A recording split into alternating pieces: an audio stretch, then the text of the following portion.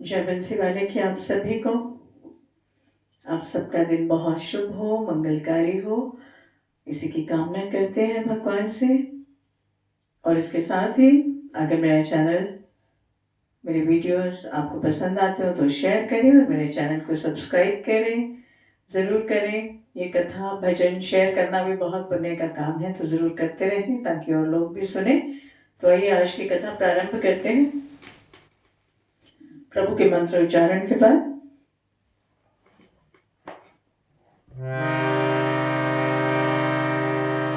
कृष्णाय वासुदेवाय हरे परमात्मने प्रणतक्लेशनाशाय गोविन्दाय नमो नमः। वसुदेवसुतं देवं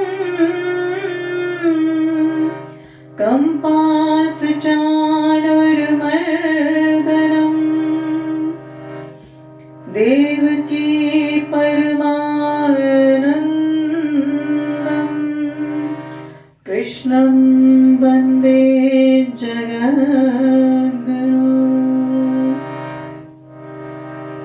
श्रीराधा राधा नाम रट जे नर आठोया, तिनकी बाधा दूर करे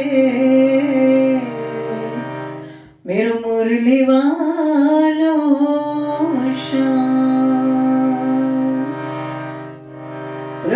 के बिहारी लाल की जय, बोलो बंसी वाले की जय।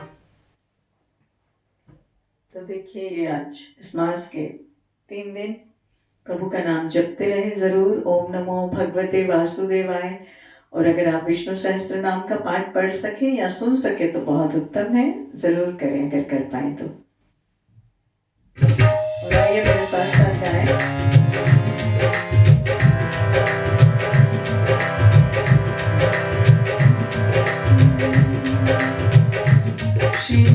श्रीमन्नारायण श्रीमन्नारायण,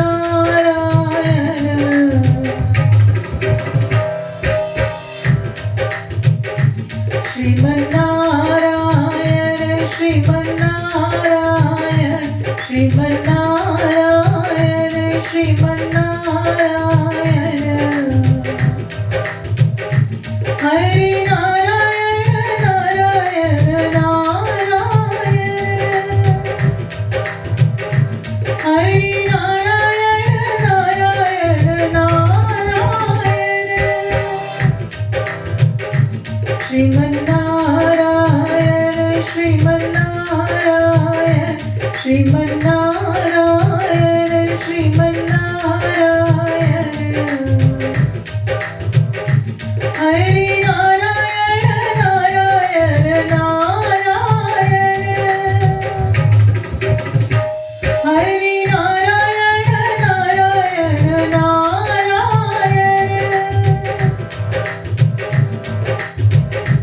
ब्रह्मा नारायण विष्णु नारायण,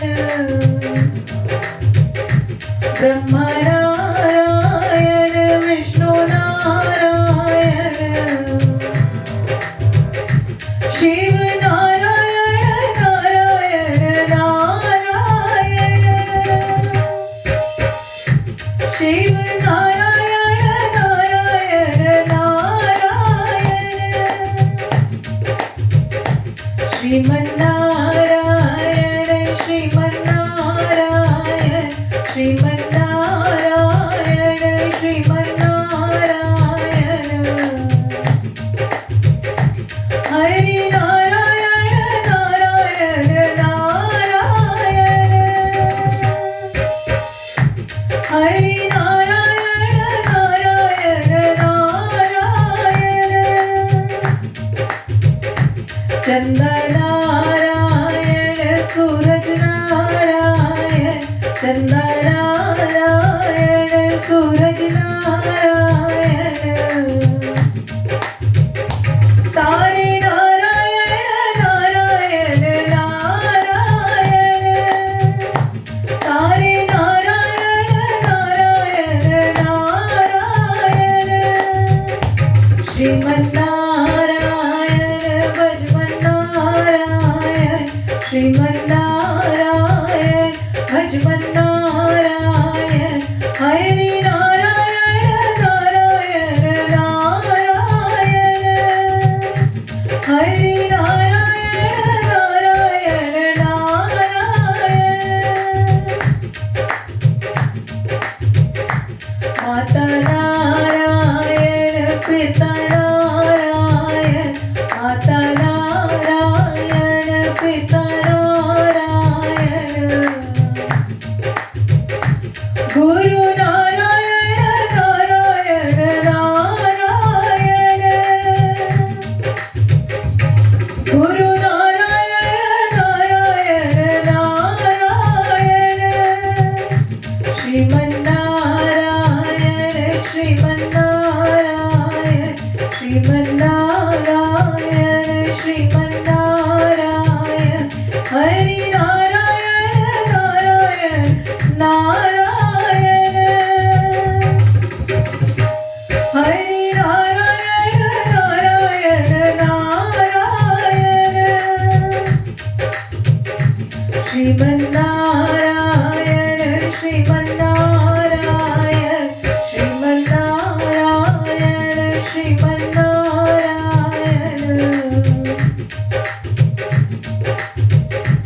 मुझ में नारायण तुझ में नारायण, मुझ में नारायण तुझ में नारायण, सब में नारायण नारायण नारायण, सब में नारायण नारायण नारायण, यहाँ नारायण वहाँ नारायण, यहाँ नारायण वहाँ नारायण, और जहाँ देखो वहाँ नारायण नारायण, जहाँ देखो वहाँ नारायण नारायण, श्रीमन्नारायण श्रीमन्नारायण, श्रीमन्नारायण श्रीमन्नारायण, हरि नारायण नारायण नारायण, श्रीमन्नारायण नारायण नारायण, लक्ष्मी नारायण नारायण नारायण, भजमन्नारायण नारायण नारायण,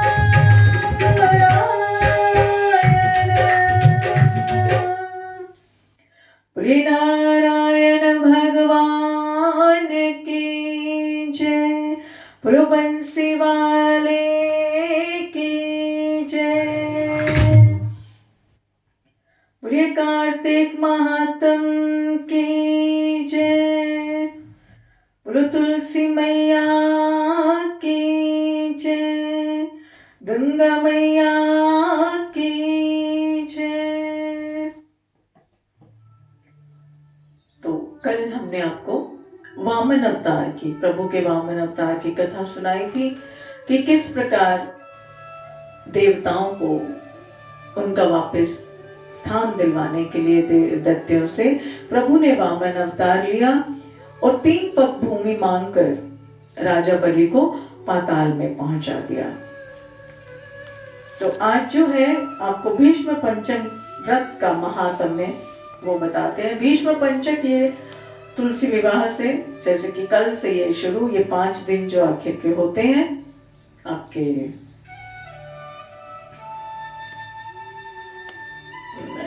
कार्तिक मास के लास्ट 5 दिन जो होते हैं, ये भीष्म पंचक कहलाते हैं। तो इस प्रकार राजा पृथु ने भीष्म पंचक व्रत का महात्म्य जानने की इच्छा प्रकट की। तब नारद जी बोले कि हे महाराज, यह व्रत अनादि काल से चला आ रहा है, परंतु बीच में लुप्त हो गया, और इसका पुनः उदय कैसे हुआ, यह वृतांत मैं आपको सुनाता हूँ। इस युग में भगवान श्री कृष्ण ने भीष्म पितामह को यह व्रत बताया था, और उन्होंने ही सर्वप्रथम इस व्रत को किया था। इसी कारण इसका नाम भीष्म पंचक पड़ा। तो राजन, महाभारत युद्ध से पहले भगवान कृष्ण कौरवों को समझाने के लिए गए, तो सर्वप्रथम वे विदुर जी के पास पहुंचे, और विदुर जी ने उनका हृदय से आदर सत्कार किया। उसके बाद वे भीष्म जी के पास गए। वहां जाकर कुशल क्षेम के आदान प्रदान के बाद श्री कृष्ण ने अपने आगमन का संपूर्ण वृतांत भीष्म को बताया। तब भीष्म बोले, श्री कृष्ण, आप मेरी कुछ उत्सुकताओं का समाधान करें। आप तीनों लोकों के स्वामी होते हुए भी केवल पांडवों के दूत बनकर क्यों आए हैं, तथा पांडवों के प्रति आपका इतना प्रेम क्यों है? इसका कारण क्या है? तीनों लोक आपके वश में हैं, तब पांडवों ने ऐसा कौन सा व्रत, जप, दान, पुण्य या यज्ञ किया है जिसके कारण आप उनका पक्ष लेते हैं? तो यह सुनकर भगवान श्री कृष्ण मुस्कुराकर बोले कि हे गंगा पुत्र, यद्यपि यह गुप्त रहस्य है, तथापि मैं आपकी उत्सुकता को शांत करूंगा। पूर्ण जन्म में उन पांचों भाइयों ने एक ऐसा व्रत किया जो मुझे अत्यंत प्रिय है। इसी कारण हे गंगा पुत्र, मैं उनके वश में हूं। हे मधुसूदन, अब तो मेरी उत्सुकता और अधिक बढ़ गई। कृपया बताएं, ऐसा कौन सा व्रत है जिसे करने से आप वश में हो जाते हैं? तो भगवान श्री कृष्ण ने कहा कि प्राचीन काल में उज्जैन नामक नगरी में 5 ब्राह्मण थे। उनके नाम थे कवि, शुचि, दृढ़, दंत तथा हंस। वे पांचों सभी वेदों के ज्ञाता, युवा, रूपवान तथा गंधर्व विद्या में निपुण थे। सभी दिशाओं में जाकर उन्होंने अपनी गायन विद्या के द्वारा खूब धन अर्जित किया। अपने भ्रमण काल के समय ही वे मथुरा नगरी के राजा सुवीर के राज्य में पहुंच गए। उनकी राज्य सभा में उन्होंने संगीत कला के प्रदर्शन की इच्छा प्रकट की। 4 दिन उपवास करके वे परम पवित्र यमुना जी में स्नान करते रहे। फिर उन्होंने किसी राजा के संबंध में जानकारी प्राप्त की, तो उन्हें पता चला कि राजा की एक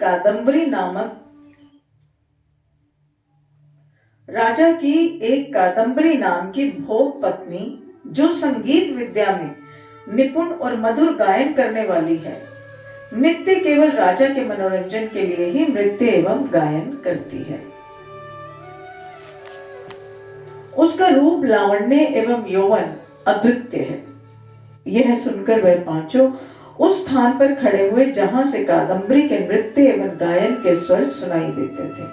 उसके बाद वे राजा के पास आने जाने वालों के मध्य खड़े होकर इस प्रकार कहने लगे कि बड़े दुख और आश्चर्य की बात है कि यहाँ के राजा के पास दक्ष संगीत कला एवं गायन का ज्ञाता नहीं है।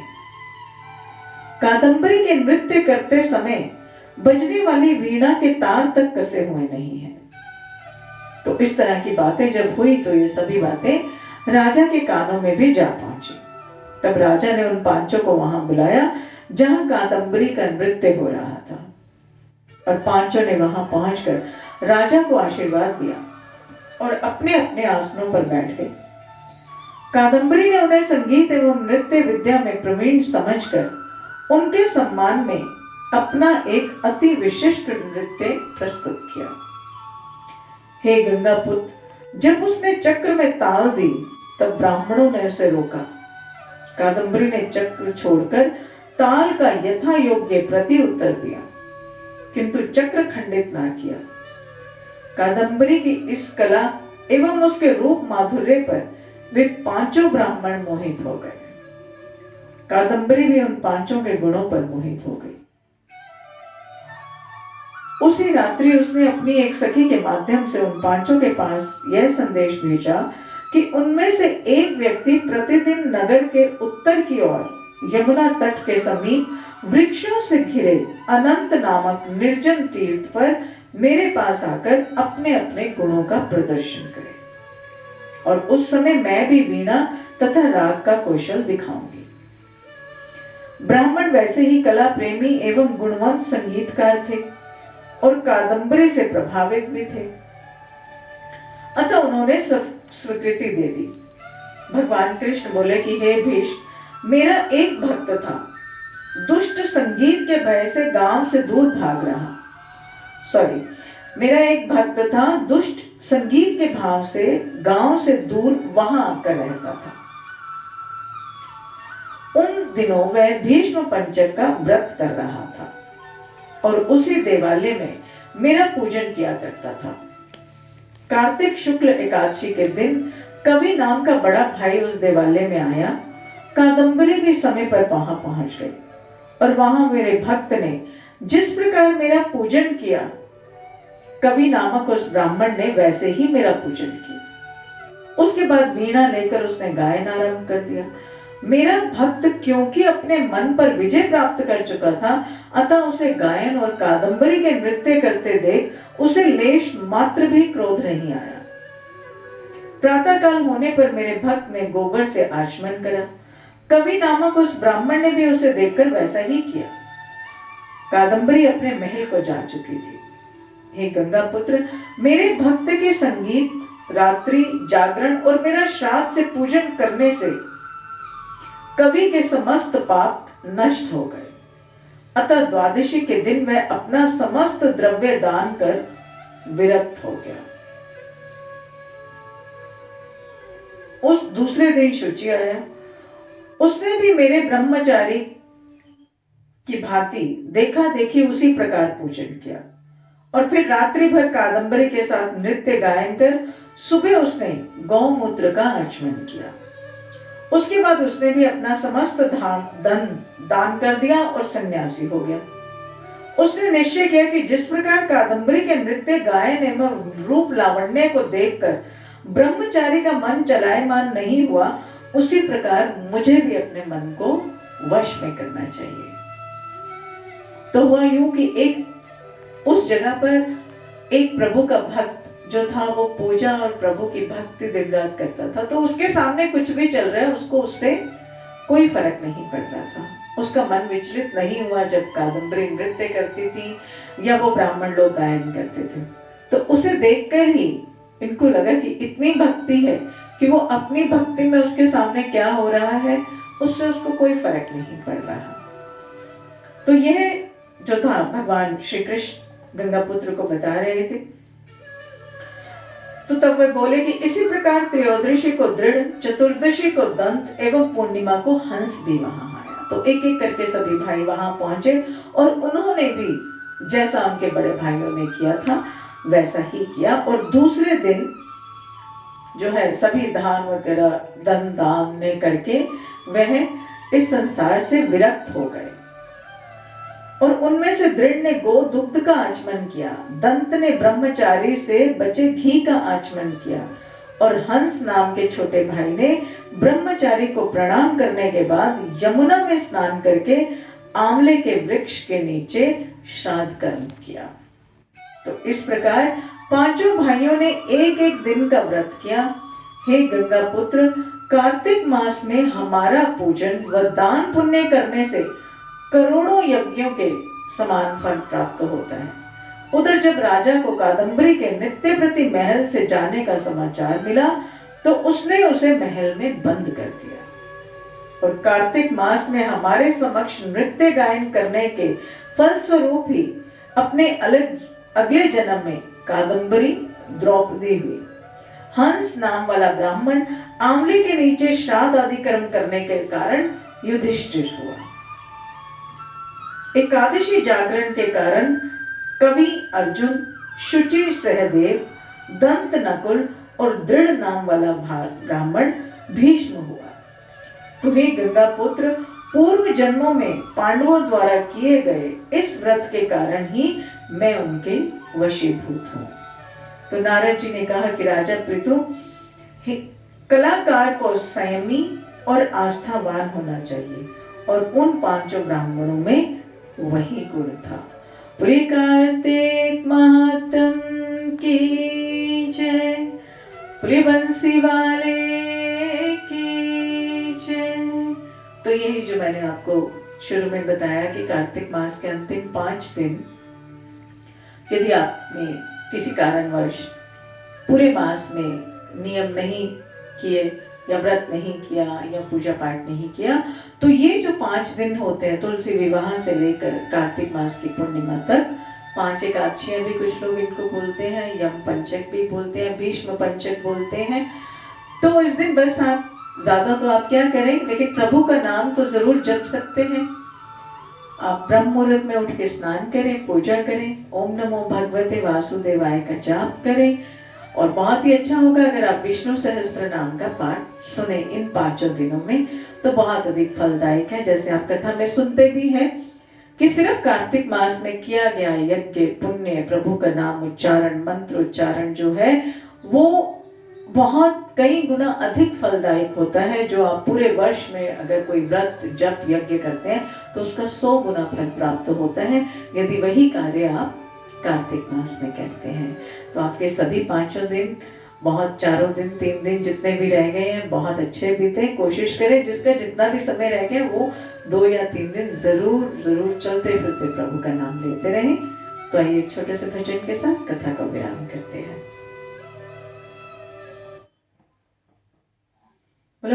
के बिहारी लाल की जय। और कभी कभी प्रभु हम पर इतनी कृपा करते हैं कि हमें पता नहीं चलता कि ऐसा कुछ किया भी है हमने जिसके कारण पर इतनी कृपा बरस रही है और समझ में नहीं आता कि क्या हो रहा। तो इस भजन का भाव बिल्कुल वैसा है, बहुत ही सुंदर भजन है। उम्मीद करती हूँ आपको पसंद आएगा।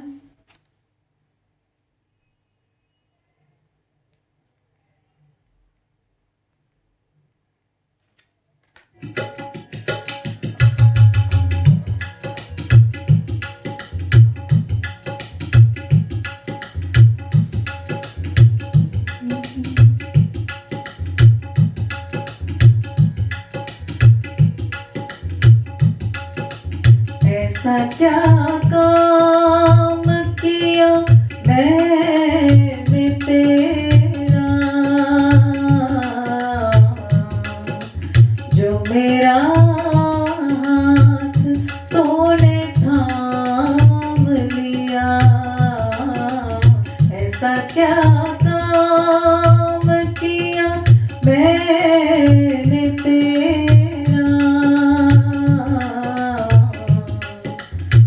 मेरा हाथ तूने थाम लिया।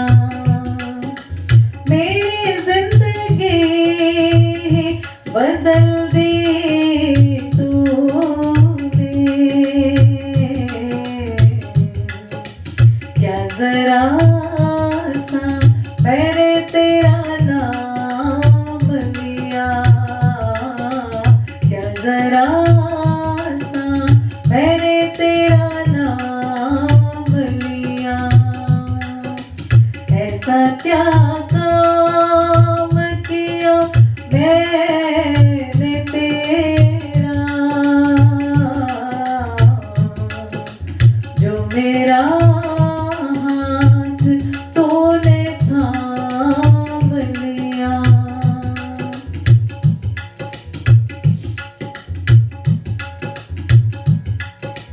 इस ज़माने में मैं अकेला था, इस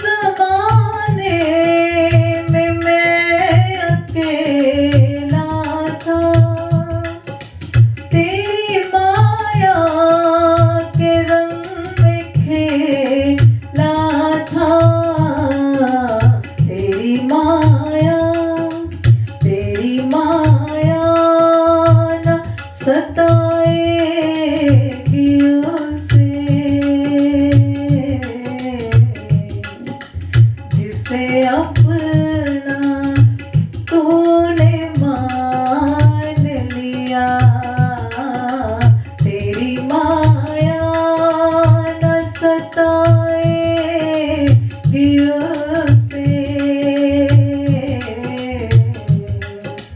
जिसे अपना तूने मान लिया। मेरी जिंदगी बदल दी तूने, क्या जरा सा मैंने तेरा नाम लिया, क्या जरा सा मैंने तेरा नाम लिया। दीन दुखियों का तू सहारा है, दीन दुखियों का तू सहारा है, डूबती नाव का किनारा है, तेरी एक नजर, तेरी एक नजर जिस पे हो जाए, फिर कभी भी उसे रोने न दिया, फिर कभी भी उसे रोने न दिया। क्योंकि वो फिर रोता है तो सिर्फ तुम्हारी याद में रोता है, सिर्फ तुम्हारे लिए रोता है और कोई कारण ही नहीं है उसके रोने का। मेरी जिंदगी बदल दी तूने, क्या जरा सा मैंने तेरा नाम लिया। इतना कौन करता है किसी के लिए, जितना तूने कर दिया है मेरे लिए। बहुत किया है उसने मेरे लिए, बहुत। इतना कौन करता है किसी के लिए, जितना तूने कर दिया है मेरे लिए। मेरी हर खुशी, मेरी हर खुशी का इंतजाम किया,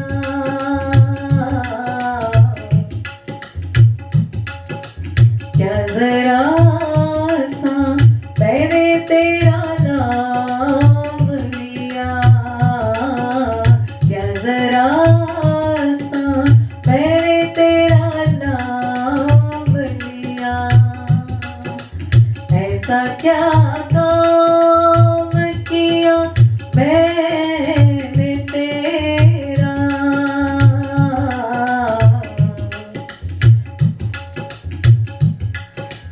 जो मेरा हाथ तूने थाम लिया। मेरी जिंदगी बदल दी तूने,